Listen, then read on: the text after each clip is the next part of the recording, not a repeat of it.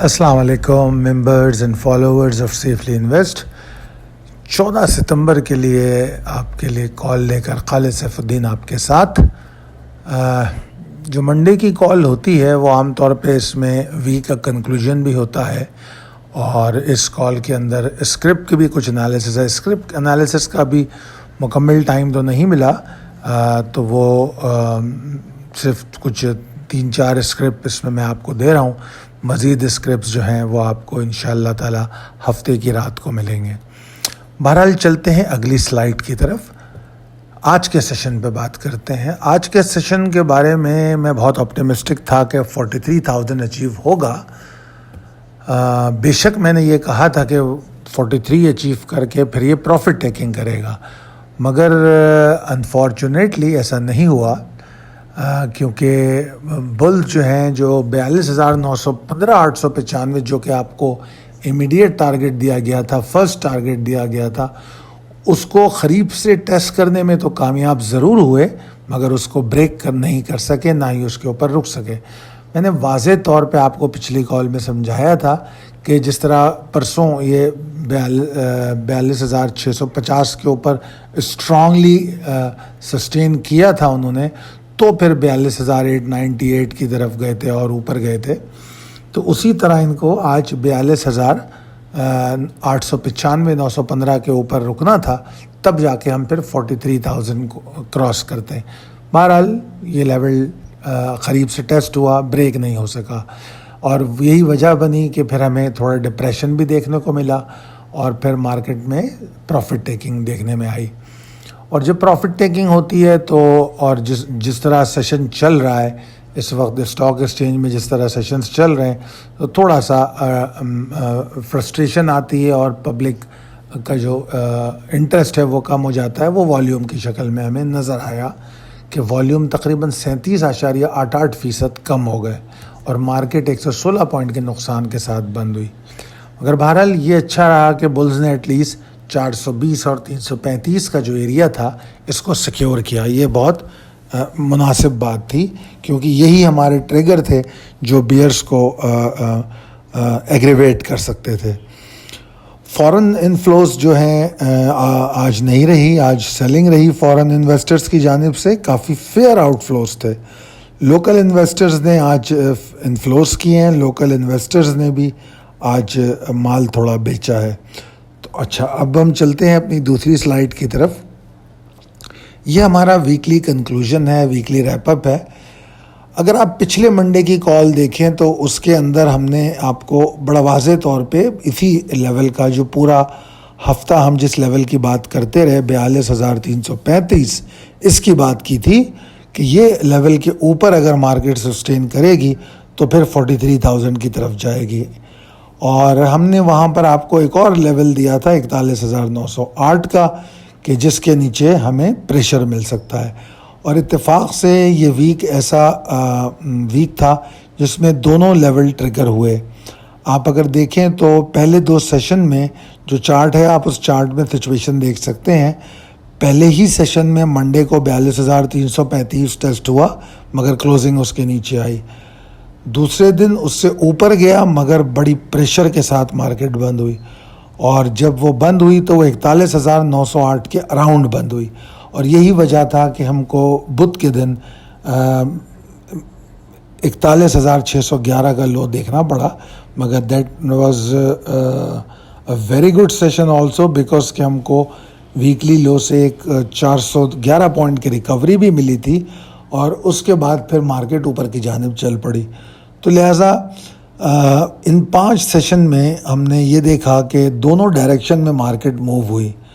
और उसके बाद फिर मार्केट जो है, आखिरी सेशन जो फ्राइडे था, उस फ्राइडे का जो सेशन था उसमें वो मोमेंटम गेन नहीं कर सकी जो जुमेरात को बुल्स में नज़र आ रहा था। वो पेस नज़र नहीं आई, मोमेंटम में थोड़ी सी कमी नज़र आई।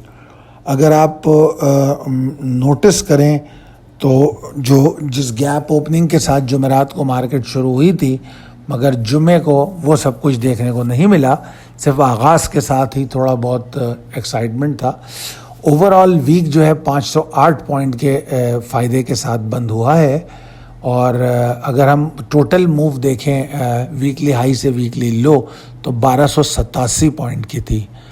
मगर यहाँ पर मैं एक चीज़ कहना चाहूँगा कि ये वीक एक्साइटमेंट के साथ ज़रूर क्लोज़ हुआ है, मगर बहुत सारे स्टॉक ऐसे हैं जो एग्जॉस्शन में क्लोज़ हुए हैं। आप लोगों को ये बात ज़रूर समझनी होगी कि हमको अब ऐसी सूरत में रिस्क मैनेजमेंट को ऐड करना पड़ेगा। बेशक हम 100 इंडेक्स पे बहुत ज़ोर देते हैं और आपको बड़ी मुफस्सल तरीके से समझाने की कोशिश करते हैं, मगर एक रियलिटी ये है कि आप 100 इंडेक्स को ट्रेड नहीं करते, ट्रेड आप स्टॉक को करते हैं। अब कुछ हेवी वेट्स ऐसे हो सकते हैं जो इंडेक्स को रोक सकते हैं, ठीक है, मगर आप जिन स्टॉक्स में काम कर रहे हैं वो स्टॉक हो सकता है एग्जॉस्ट हुए हों। ये बात जुमेरात की क्लोजिंग के बाद ही देखने में आई थी कि बावजूद 625 पॉइंट के इजाफे के साथ मार्केट बंद हुई थी, मगर काफ़ी सारे स्टॉक थे जो ऊपर जाके नीचे आए। और उनमें सब में अच्छी बात जो थी वो ये थी कि उनके दिए गए टारगेट्स को वो अचीव करके फिर वो एग्जॉस्ट हुए। तो जैसे एक मिसाल देता हूँ पीपीएल की, आज पीपीएल का रिजल्ट था, पीपीएल उसके बावजूद 104.55 का टारगेट उसने अचीव किया, फिर वो एग्जॉस्ट हुआ। और आज पीपीएल में ठीक अच्छा खासा प्रेशर देखने में आया, मगर वो अपना टारगेट अचीव करके आया। ये तो आज आपके सामने एक वाज़ेह मिसाल मौजूद है। जुमेरात को ऐसे कई स्टॉक थे जो हमने हमारी जो कॉल्स में चल रहे थे और हम उनसे ट्रेलिंग स्टॉप लॉस पे एग्जिट हुए। तो इसलिए ऐसी सूरत हाल जब पैदा होती है, अगर हमको महसूस हो कि बुल्स अपना मोमेंटम लूज़ करना शुरू कर रहे हैं, तो हम अपनी रिस्क मैनेजमेंट को बढ़ा देते हैं। मोमेंटम लूज़ करने से फ़ौरन ट्रेंड वीक नहीं हो जाता, ट्रेंड इंडिकेटर को चेंज होने में वक्त लगता है। ऐसे नहीं होता कि फौरी तौर पे वो बता दे कि अब ये बेरिश हो जाएगा। मे बी 2-1 सेशन वो लेगा जिसमें जाके वो इस्टेब्लिश करेगा बियर्स को, ठीक है ना।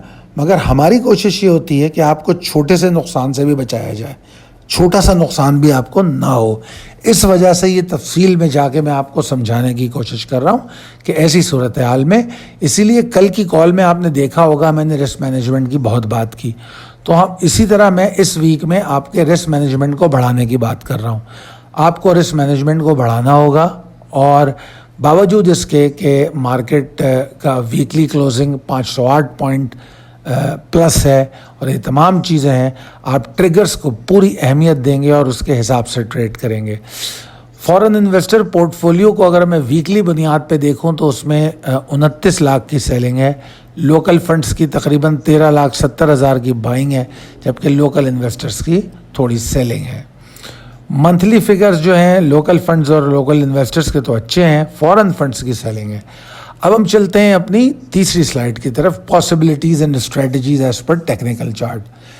अब यहाँ पर आप देखिए कि क्लोजिंग ऑफ वीक बुलिश है, ओवरऑल ट्रेंड मैं पिछले दिनों से कह रहा हूँ बुलिश है और आगे भी बुलिश रहेगा इंशाल्लाह। जो मैं एग्जॉस्शन या डिप्रेशन की बात कर रहा हूँ वो की बात करूँगा, वो बेसिकली अप्रोप्रिएट करेक्शन होगी जो हमें बायबैक का मौका देगी। कोई सेलिंग डिज़ास्टर मार्केट में ना नज़र आ रहा है ना आने वाला है। मार्केट ओवरऑल ट्रेंड में, ओवरऑल ट्रेंड किसको कहा जा रहा है, अगर आप इसको मंथली वीकली बुनियाद पे अगर इसका तज्जिया करें कि आपको मार्केट आगे कैसी लगती है, तो मार्केट आगे कोई ऐसी परेशान को नहीं लगती, मार्केट आगे गेन करेगी, ठीक है। अच्छा, मगर हम चूंकि यहाँ पर स्पेसिफिकली वीक और मंडे के सेशन की बात कर रहे हैं तो इसलिए हम उस हवाले से भी बात करेंगे, ठीक है। तो ओवरऑल ट्रेंड बेशक बुलिश है, मगर कुछ सिग्नल ऐसे हमें चार्ट पे नज़र आते हैं जो मार्केट को बुलिश तो बता रहे हैं मगर बुल्स के मोमेंटम के कम होने की शिकायत भी करते हुए नज़र आ रहे हैं। तो हमें KC 100 में थोड़ा सा केयरफुल होने की ज़रूरत है। और जिस तरह मैंने कई दफ़ा आप लोगों को ये बताया है कि इन मार्केट्स में रिस्क को मैनेज करना होता है। सिर्फ अगर ये तरीक़ा आप सीख लें कि आप अपनी ट्रेड का रिस्क कैसे मैनेज कर सकते हैं, तब इसकी सब में पहला उसूल, आपको 5 कॉलें मिलती हैं स्टॉक्स की, जैसे फ़र्ज़ कीजिए 5 आइटम मिलते हैं, उन 5 में से आप उस कॉल को सेलेक्ट करते हैं जिसका स्टॉप लॉस और रिस्क एंड रिवॉर्ड रेशो अच्छा होता है, ठीक है ना। अगर किसी का स्टॉप लॉस बहुत दूर है और टारगेट करीब है तो रेशो तो ख़राब हो गया। तो इसी तरीके से हमको चाहिए कि हम जब अपनी रिस्क मैनेजमेंट करें तो पहले इस बात को मद्देनज़र रखें कि मार्केट में अपॉर्चुनिटीज़ क्या हैं और उनका रिस्क एंड रिवॉर्ड रेशो क्या है। प्रॉफिट खुद आएगा आपके सामने बासानी। जहांगीर सिद्दीक इस वक्त मौजूद है, वो रुक नहीं रहा। ठट्टा सीमेंट मौजूद है, वो रुक नहीं रहा, ऊपर चले जा रहा है, ठीक है। मतलब टारगेट्स भी अचीव हो गए, उसके बाद भी नहीं रुक रहा, नए टारगेट रिविजिट हो रहे हैं, ठीक है। उसके अलावा और भी ऐसे स्टॉक थे, जैसे ESBL था, 2 दफ़ा $14 के को वो टेस्ट कर चुका है ऑलमोस्ट। और उसके अलावा आप TPLP को देख लें, और कई स्टॉक ऐसे हैं जो पिछले कई दिनों में हम आपको देते रहे हैं, जो अपने टारगेट से बहुत ज़्यादा। ट्राईपैक फिल्म्स है और CSAP है और बहुत सारे स्टॉक्स हैं। एनीवेज, दोबारा वापस आते हैं KC 100 इंडेक्स की तरफ। तो इसलिए आपको रिस्क मैनेज करने की ज़रूरत है, प्रॉफिट इंशाल्लाह खुद आएगा। अभी इसके अंदर डिक्लाइनिंग मोमेंटम की बात करना बहुत जल्दी है, मगर मैं आपको सिर्फ इसलिए अलर्ट कर रहा हूँ कि आप लोग टॉप पे माल ख़रीद के खड़े ना रह जाएं। जिस तरह मैंने कल रिमाइंडर पोस्ट किया था कि हर आदमी जो मेंबर्स और फॉलोअर्स ऑफ सेफली इन्वेस्ट हैं, वो इस बात को समझें कि बहुत सारे स्टॉक अपने टारगेट्स चूँकि अचीव कर चुके हैं, तो एहतियात करें। जो बोनस राइड चल रही है वो बेशक लें, मगर ट्रेलिंग स्टॉप लॉस करके अपनी एग्जिट बनाएं, लिक्विडिटी को अपने हाथ में लें, क्योंकि अभी बाइंग टाइम आ रहा है। तो डाउट उस वक्त क्रिएट होता है जब 42,242 को मार्केट तोड़ के नीचे ट्रेड करने लगे। आने वाले सेशन में अगर मार्केट 42,242 को तोड़ के नीचे ट्रेड करने लगे तो यहाँ डाउट क्रिएट होता है कि यार मार्केट को ऊपर जाने में दिक्कत पेश आएगी, ठीक है। और 41,908 अपनी जगह जमा हुआ है। ये वही लेवल है जो पहले से आपको दिया जा रहा है। ये हमारा बॉटम है, मीडियम टर्म का भी और शॉर्ट टर्म का भी। शॉर्ट टर्म का तो हाँ, शॉर्ट टर्म का कह ले, मीडियम टर्म और लॉन्ग टर्म तो मज़ीद ऐड करेंगे। तो ये शॉर्ट टर्म बॉटम है। यहाँ पर बियर्स एग्रीवेट हो जाएंगे, इस्टेब्लिश हो जाएंगे, फिर वहाँ पर टोटल बाइंग स्ट्रेटजी चेंज हो जाएगी। फिर हम बाइंग ऑन डिप जाएंगे और शॉर्ट जाएंगे। जो शॉर्ट टर्म ट्रेडर्स हैं वो सिर्फ शॉर्ट करेंगे और जो लॉन्ग टर्म ट्रेडर्स हैं वो बाइंग ऑन डिप करेंगे। तो लिहाजा अगर मार्केट आगाज़ के साथ आपको नीचे ट्रेड करती हुई नज़र आए तो 42,242 के पास आप नज़र रखिए। इसके नीचे ट्रेड करे तो लॉन्ग नहीं करना, ठीक है। अच्छा, दूसरी तरफ मैंने जिस तरह बताया कि बुल्स पे की जो मूव है, मार्केट 508 पॉइंट के इजाफे के साथ बंद हुई है। तो बहुत सारों का जिस तरह फेसबुक पे या व्हाट्सएप ग्रुप से मुख्तलिफ जगहों पे डिस्कशंस चल रही होती हैं, तो ये डिस्कशन होगी कि मार्केट बड़ी बुलिश है। तो मार्केट का आगाज़ प्री ओपनिंग में बुलिश हो सकता है। ये बिल्कुल कोई अनहोनी बात तो नहीं है। तो अगर मार्केट का आगाज़ बुलिश हो तो आप उस बुलिश का हिस्सा ज़रूर बनिए, मगर आप बुल्स पे उस वक्त तक बिलीव मत कीजिए जब तक वो 42,884 के ऊपर सस्टेन नहीं करते। 42,884 के ऊपर सस्टेन करके जो मैंने थोड़ा सा मोमेंटम लूज करने की बात की है, वो मोमेंटम रीगेन हो जाएगा। और जब इंडेक्स मोमेंटम रीगेन कर लेगा तो फिर ये तमाम डाउट ख़त्म हो जाएंगे। तो जब तक वो रीगेन नहीं करता, हम थोड़े मशकूक रहेंगे इंडेक्स के हवाले से और अपने रिस्क मैनेजमेंट को थोड़ा सुकेड़ के रखेंगे और स्टॉप लॉसेस को अपने बढ़ा लेंगे, ठीक है ना। और अगर 42,884 के ऊपर ये सस्टेन कर गई तो फिर कोई मसला नहीं है। मार्केट का पहला टारगेट 4375 और दूसरा 43,275 होगा। तो ये तो है इंडेक्स के सिचुएशन। अब चलते हैं कुछ स्क्रिप्ट की बात करते हैं। वैसे तो स्क्रिप्ट एनालिसिस हम आज नहीं करते, मगर चूंकि ये कॉल यूट्यूब पे जानी है तो मैंने आपके लिए 4 स्क्रिप्ट पर तवज्जो दी है और आपको इसके बारे में बता रहा हूँ। वरना हफ्ते को रात को जाके स्क्रिप्ट एनालिसिस कंप्लीट होती है। ये कोई 25-20 स्क्रिप्ट होते हैं रोज़ाना। देखिए, पीपीएल जो है आज अनाउंसमेंट की वजह से काफ़ी ज़बरदस्त किस्म की इसमें मूव बनी, मगर कल पीपीएल की जो कॉल आपको दी गई थी उसमें 104.55 का टारगेट दिया गया था, वो अचीव हो गया। तो technically you are out of it. जब वो 104.55 से ऊपर गया, आपका स्टॉप लॉस 104.55 बना, you are out of it. Now I am recommending buying again, मगर अब मैं शॉर्ट टर्म ट्रेडर को बाय रिकमेंड नहीं कर रहा, मैं इनकरेज कर रहा हूँ medium and long term trader को, और डिप पर बाय, प्रेशर के अंदर बाय करेंगे, नीचे जाए तो बाय करें, क्योंकि बियर्स अभी शायद 9840 की तरफ जाने की कोशिश करें, तो आप उस तरफ वहाँ जाके बाय कीजिए। और इस लेवल से अगर टूटता है तो आप 96-85 के पास भी इसको बाय करने की कोशिश करें। प्रेशर के जो प्रेशर का अमाउंट है उसको देख के समझते हुए अपनी बाइंग को स्प्लिट कीजिए। लेट सपोज आपको 3000 पीपीएल बाय करने हैं, मार्केट खुलती है और आप देखते हैं पीपीएल जो है 9840 भी तोड़ रहा है, तो ठीक है, आप 500 स्टॉक बाय कीजिए। उसके बाद उसके नीचे 9685 के ऊपर आप 1000 स्टॉक की बाय लगाइए। तो इसको कहते हैं स्प्लिट बाइंग स्ट्रेटजी। एवरेजिंग मैं कभी नहीं करने को कहता, ये एवरेजिंग नहीं है, ये हम पहले से प्लान कर रहे हैं। अभी ना सेशन आया है ना अभी मार्केट खुली है, हम पहले से इसको प्लान बना रहे हैं, तो इसको स्प्लिट बाइंग स्ट्रेटजी कहते हैं। तो उस स्ट्रेटजी के तहत आप पीपीएल को बाय करेंगे और बाय करके होल्ड करेंगे, क्योंकि ये शॉर्ट टर्म ट्रेडर्स के लिए कॉल नहीं है। शॉर्ट टर्म ट्रेडर्स ठीक है, जेएससीएल बाय करें, 32-20 को चेस कर रहा है, ये 32-20 को टारगेट करेगा, 29-15 के नीचे स्टॉप लॉस लगाएं। आपको जेएससीएल अगर नीचे खुल के मिले नीचे बाय कर लें, स्टॉप लॉस 29-15 के नीचे होना चाहिए, दैट्स ऑल। ये हमारे रिक्वायरमेंट है, इंशाल्लाह 32-20 की तरफ जाएगा। हैश कॉल इस स्टॉक में हमने आपको 2 दफ़ा एंट्री दी है। एक दफ़ा हमने ज़रा लंबा रन लिया था और एक दफ़ा हमने सिर्फ शायद 1 या 2 दिन की एंट्री ली है और हम बाहर निकले, हम प्रॉफिट पे बाहर निकल गए। अब हम तीसरी एंट्री ले रहे हैं इस कॉल में। अच्छा, मैं दूसरी एंट्री में भी यही बात मैंने कही थी, अभी भी मैं यही कह रहा हूँ कि ये आइटम रिस्क के साथ है, इसमें रिस्क का लेवल ज़्यादा है। तो डेयरिंग और वो लोग जो रिस्क टेकर्स हैं वो इसमें एंट्री लें, ठीक है। चाहे यहाँ बाय करें या डिप पे बाय करें, 1990 के नीचे स्टॉप लॉस लें। और ये बात ध्यान में रखिएगा कि अगर इसने 23 तोड़ दिया तो फिर ये अच्छा ऊपर जाएगा, ठीक है ना।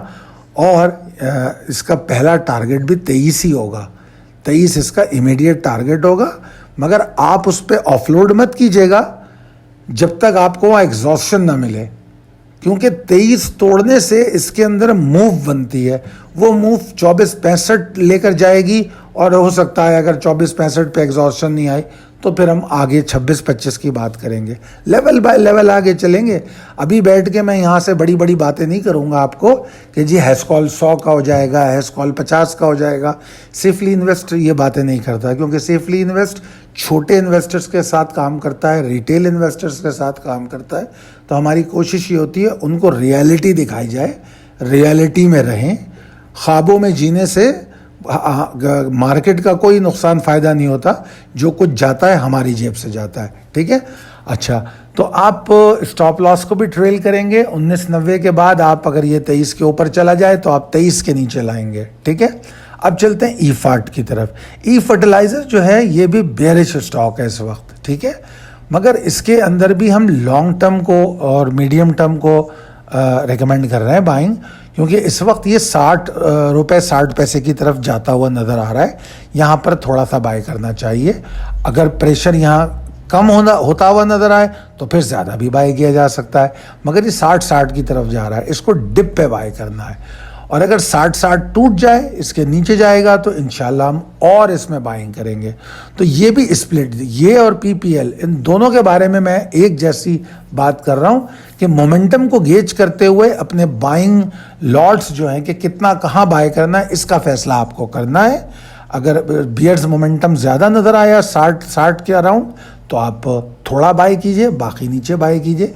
तो अगर आप इस तरीके से बाइंग करेंगे तो आपके पास जो बाइंग ऑन डिप है वो एक अच्छे एवरेज के साथ होगी, और आपकी स्टेबिलिटी, जो खड़े होने की ताकत है मार्केट के साथ, वो बढ़ेगी। मैं रिक्वेस्ट करूंगा कि इसको अपने ग्रुप में शेयर करें और कोई सवाल हो तो कमेंट बॉक्स में करें और हमारे चैनल को सब्सक्राइब करें, बेल आइकॉन को हिट करें। मुझे अपनी दुआओं में याद रखें, मैं दुआ करूंगा अल्लाह ताला आपको बहुत कामयाब और सेहतमंद रखे। Thank you.